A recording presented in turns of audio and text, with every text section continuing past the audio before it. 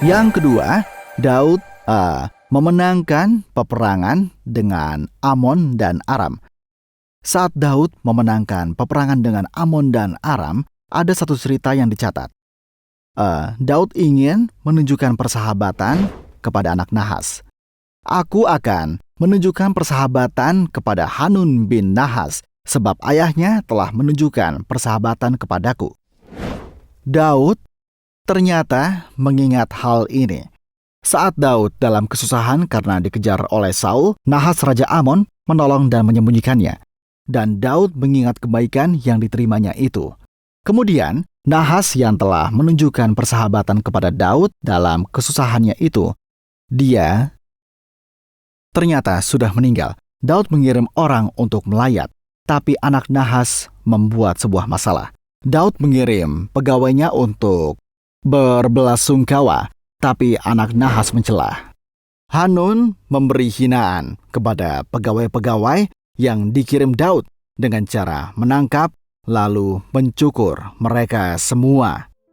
Karena saat Daud mengirimkan pegawai-pegawainya, pemuka di sekitar Hanun berkata, pasti Daud mengirim pegawainya untuk mengintai dan menghancurkan negeri ini. Para pemuka memberikan nasihat yang salah dan menimbulkan kesalahpahaman. Jadi Hanun berkata, benarkah? Kalau begitu, tangkap pegawai Daud itu, cukur dan potong bagian tengah pakaian mereka, lalu lepaskan. Ini sangat memalukan bagi seorang pria. Jadi dia mengubah kebaikan menjadi celaan. Bukankah tindakan ini sangat bertentangan dengan Daud? Jadi ini adalah penghinaan bangsa dan juga tindakan yang sangat bodoh. Setelah itu, Daud tidak langsung memerangi mereka, tapi dia menyuruh pegawainya untuk menunggu sampai janggutnya tumbuh kembali. Daud juga menarik napas sebentar. Dan kemudian Hanun, Raja Amon, memikirkan kembali perbuatannya itu. Dia menyadari masalah yang bisa terjadi. Karena itu dia menyewa tentara bayaran dari bangsa di sekitarnya dan bersiap untuk perang. Ini diceritakan dalam 1 Tawarik 19 ayat 6 sampai ayat yang ke-7. Amon menyadari bahwa mereka telah membuat Daud membencinya. Jadi Hanun dan Bani Amon mengirim 1.000 talenta perak. Wow, 1.000 talenta perak untuk menyewa kereta dan orang-orang berkuda dari Aram Mesopotamia, dari Aram Maka, dan dari Aram Zoba. Dia membayar pasukan, menyewa 32.000 kereta. Wah, dia menghabiskan begitu banyak dana untuk membeli pasukan dan mempersiapkan sebuah perang. Karena satu kesalahan itu, betapa banyaknya dana yang terbuang sia-sia. Karena itu, peran pemuka kerajaan sangat penting. Mereka harus memberi masukan dan penilaian yang benar. Ini menimbulkan perang. Hanun mempersiapkan perang, dan dari sisi Daud, yang sungguh-sungguh mempersiapkan perang adalah Yoab. Bukankah Yoab itu adalah seorang panglima terbaik dari Daud? Jadi, Daud mengirim Yoab dan segenap tentara dan pahlawan. Daud mendengar suara bahwa mereka sedang bersiap untuk perang, jadi dia mengirim Yoab dan juga pasukannya. Saat itu, Yoab tidak hanya maju berperang tanpa sebuah rencana, dia menyusun sebuah strategi yang sangat hebat. Tetapi saat itu musuh telah menghabiskan uang yang sangat banyak untuk membeli pasukannya, dan Yoab melihat musuhnya di depan dan di belakang.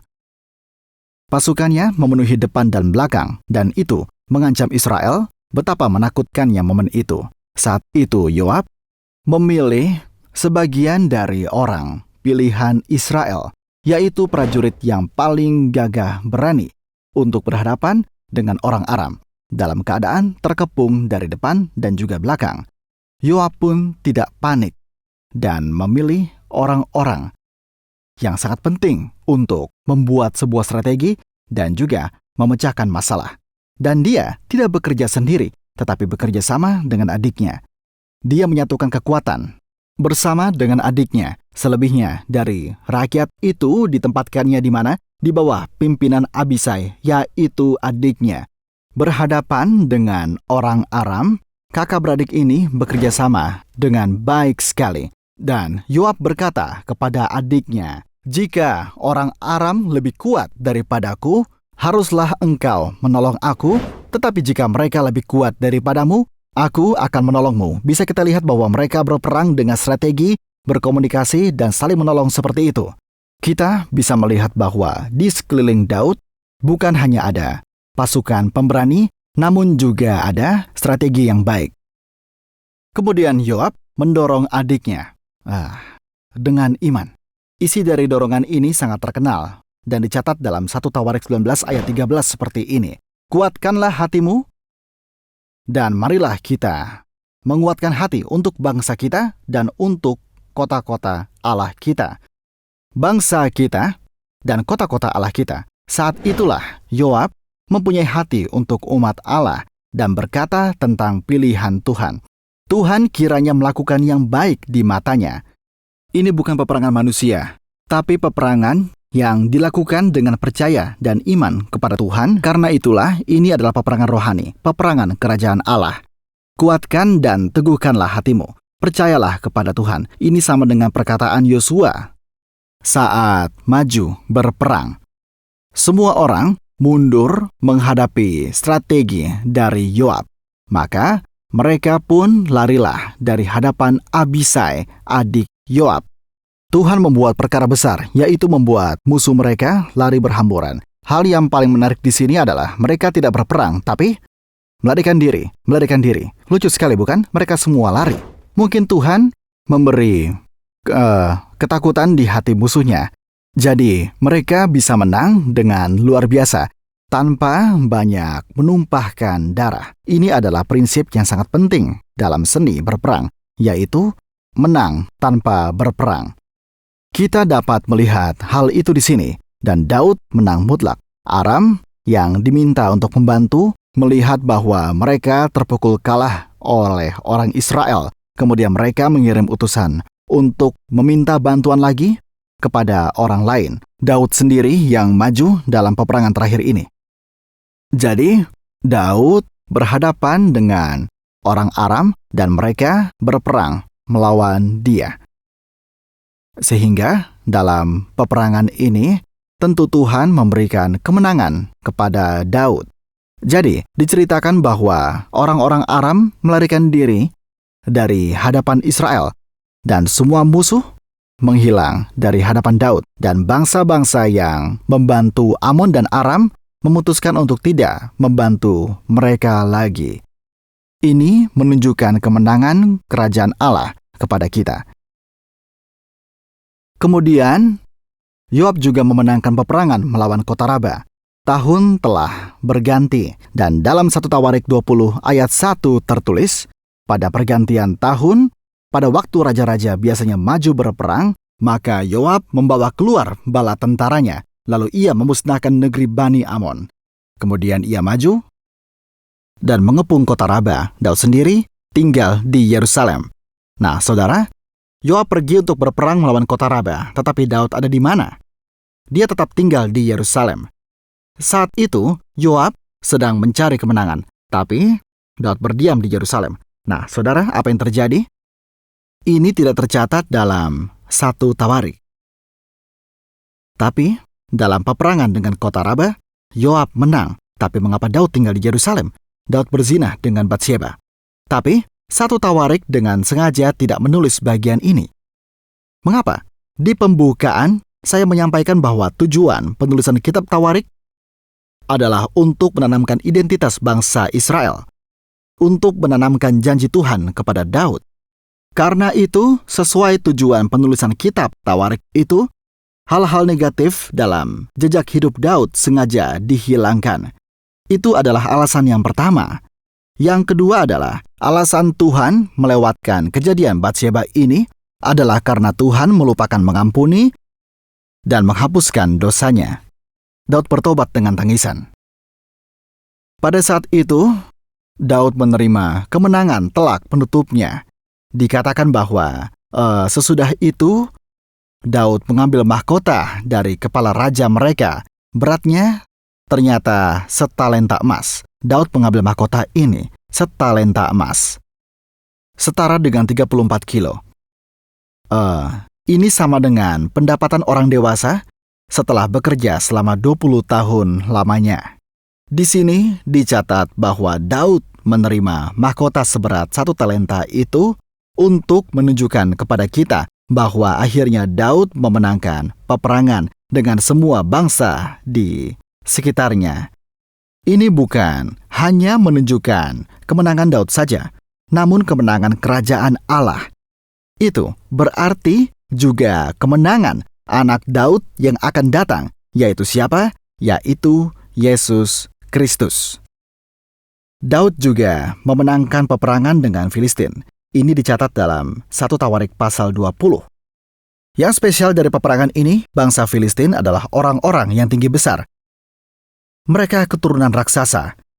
Dalam pasal 20 ayat 4-6 disebutkan Lahmi, saudara Goliat. Bukankah Goliat yang dikalahkan Daud dengan 5 batu saat Daud masih menjadi gembala? Tapi di sini ada Lahmi, saudaranya, dan orang-orang berjari 6. Seperti kartun Shrek, Daud mengalahkan para raksasa berjari banyak. Mereka kalah di tangan Daud dan orang-orangnya. Akhirnya, kekalahan bangsa Filistin dicatat kembali di sini. Saudara, kemenangan penutup Daud atas bangsa Filistin yang selalu mengganggu Israel sejak zaman Simpson, Filistin yang ada di sebelah kota Israel ini menunjukkan kekalahan penutup Filistin yang selama ini bagaikan duri dalam daging bagi Israel di tangan Daud dan di tangan orang-orangnya. Saudara, Daud adalah tokoh luar biasa dan simbol kemenangan yang selalu menang kemanapun dia pergi. Kalau begitu, setelah mempelajari kemenangannya pada hari ini, bagaimana kita harus menerapkannya dalam hidup kita? Di hadapan kita, ada peperangan rohani yang kudus untuk memperjuangkan kerajaan Allah. Peperangan Daud adalah peperangan rohani, seperti Yosua yang berperang dan menaklukkan tanah. Tapi saat itu tidak menaklukkan sepenuhnya. Ada bangsa yang tertinggal di Kanaan. Kemudian di zaman Daud, dia hampir menguasai sepenuhnya. Di sekitar kehidupan kita pun ada begitu banyak peperangan rohani yang terjadi. Kita harus memenangkan peperangan rohani ini. Untuk menang, ada berbagai persiapan yang harus kita lakukan. Yang kedua, apakah kita berperang rohani dengan berpegang pada janji Allah dan memandang Kristus yang menjanjikan kemenangan? Catatan kemenangan yang tercatat dalam 1 Tawarik ini tidak hanya sampai pada Daud, tapi juga anak Daud yang akan datang, yaitu siapa? Yesus Kristus. Kemenangan Yesus ditunjukkan lebih dulu kepada kita semua. Kemudian, kita harus menggunakan kemenangan yang Tuhan berikan untuk kemuliaannya. Apa maksudnya? Daud telah memenangkan berbagai peperangan dan memberikan emas, perak, dan tembaga rampasan untuk pembangunan bait Allah. Dalam hidup kita, ada saat di mana Tuhan meninggikan kita dengan berkat-berkat-Nya. Ada saatnya kita diberkati dengan materi, pemulihan kesehatan. Di saat seperti itu, kita harus berhati-hati dan tidak boleh menjadi seorang yang sombong. Kita harus mengembalikan berkat dan penggenapan janji itu. Jika demikian, Tuhan juga akan memberikan kemenangan lain kepada kita. Lalu kita akan bersyukur lagi, dan itu disebut dengan putaran berkat. Yang ketiga, Daud berhasil mengalahkan raksasa yang tinggi besar dan berjari 6, saudara-saudara. Tetapi dalam kehidupan kita pun ada raksasa. Dunia ini lebih sulit daripada yang kita pikirkan. Banyak raksasa yang menghentakkan kaki ke arah kita dengan begitu menakutkan, saudara-saudara. Kita sering mengalaminya. Namun, bagaimana cara memenangkan peperangan dengan raksasa itu? Kita tidak bisa menang dengan kekuatan kita sendiri. Apa rahasia kemenangan dalam peperangan rohani? Yang pertama, kita harus berpegang pada nama Tuhan kita, Yesus Kristus, dan juga pada janjinya. Saat kita maju dengan berpegang pada janji Tuhan, kita akan menerima sebuah kemenangan. Saya akan mengakhiri pengajaran pada hari ini, dan selanjutnya kita akan bertemu di sesi ke-9 dari 1 Tawarik dengan judul Persiapan Daud Mendirikan Bait Suci. Terima kasih banyak telah menyaksikan pengajaran sampai di sini.